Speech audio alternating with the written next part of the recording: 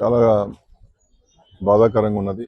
ఎందుకంటే వారితో సుదీర్ఘంగా 30 ఏళ్ల నుండి నాకు అనుబంధం ఉన్నది.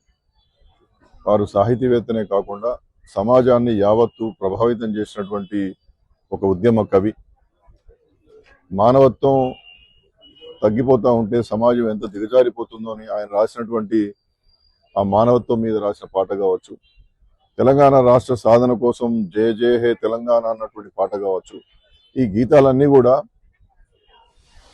సమాజంలో చాలా ప్రభావితం చేసింది. తెలంగాణ రాష్ట్ర సాధనకు ఆ గీతం చాలా గొప్పగా పనిచేసింది. రాష్ట్ర సాధనలో తెలంగాణ ఉద్యమం ఎంత గొప్పదో అంతశ్రీ గారు రాసినటువంటి ఆ గీతం కూడా అంత గొప్పది. అందుకోసమే ఆనాడు ఎక్కడ ఉద్యమం జరిగినా, ఏ కార్యక్రమం జరిగినా ఆనాడు తెలంగాణ రాష్ట్ర గీతంగా ప్రజలు స్వచ్ఛందంగా పాడుకున్నటువంటి పాట. వందే మాతర గీతాన్ని స్వాతంత్ర సమరంలో ఏ విధంగా అయితే పాడుకున్నారో తెలంగాణ రాష్ట్ర సమరం, తెలంగాణ రాష్ట్ర సాధనలో అందశ్రీ గారి గీతాన్ని పాడుకున్నటువంటి సందర్భం మనం అందరం కూడా ప్రత్యక్షంగా అనుభవంలో చూసినటువంటిది.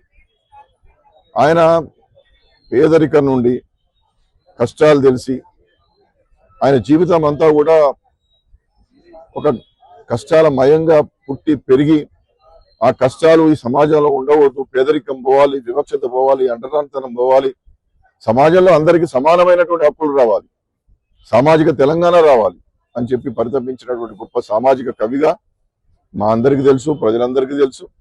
కానీ వారి మరణం నిజంగా కూడా చాలా దిగ్భ్రాంతి కలిగిస్తుంది. వారితో అనేక సందర్భాలు, అనేక విషయాల మీద చర్చ చేసినటువంటి సందర్భం, ఉద్యమకారుడిగా ఉన్నప్పుడు కావచ్చు, కమిషన్ సభ్యుడిగా వారు నాతో కలవడం, కమిషన్కు రావడం, లేదా నేను వారి దగ్గరికి రావడం, అనేక సందర్భాల్లో జరిపినటువంటి చర్చల సారాంశంగా అనివార్యంగా పేదవాడికి లాభం జరగాలి, వివక్షత పోవాలనేటువంటి సంకల్పమే ఆయన మాటల్లో ఉన్నాం. ఆయన గీతాన్ని రాష్ట్ర ప్రభుత్వం రాష్ట్ర గీతంగా స్వీకరించడం చాలా గొప్ప విషయం అయినప్పటికీ అందశ్రీ గారి యొక్క చిరస్మరణీయమైనటువంటి గుర్తింపుగా సూర్యచంద్రుడు ఉన్నంత వరకు తెలంగాణలో నిలబడే విధంగా ఒక గొప్ప సాహిత్య పురస్కారానికి అందశ్రీ గారి పేరు పెట్టాలని చెప్పి రాష్ట్ర ప్రభుత్వానికి నేను మనవి చేస్తా ఉన్నా. అందశ్రీని మర్చిపోయే వ్యక్తి కాదు, హృదయాల్లో నిలిచేటటువంటి వ్యక్తి. తరాలు మారుతున్న కొద్దీ అందశ్రీ అనేటువంటి పేరు ఉండేదైనటువంటి విధంగా ఉండడం సబబు కాదు. కాబట్టి ఆయన నిరంతరం ప్రజల్లో మిగిలి ఉండాలంటే ఖచ్చితంగా ఒక అత్యున్నతమైనటువంటి పురస్కారాన్ని సృష్టించి ఆ పురస్కారానికి అందశ్రీ గారి పేరు పెట్టి అలాంటి ఒక గొప్ప సాహితీ దిగ్గజానికి ప్రతి ఏటా అవార్డు ఇచ్చేటటువంటి దిశగా రాష్ట్ర ప్రభుత్వం ఆలోచన చేయాలి. ఆ విధంగానే వారి విగ్రహాన్ని వారి కుటుంబ సభ్యులు కావచ్చు, అభిమానులు కోరినటువంటి ప్రదేశంలో రాష్ట్ర ప్రభుత్వమే స్వయంగా వారి విగ్రహాన్ని కూడా ప్రతిష్ఠ చేయాలని చెప్పి రాష్ట్ర ప్రభుత్వానికి నేను విజ్ఞప్తి చేస్తా ఉన్నా.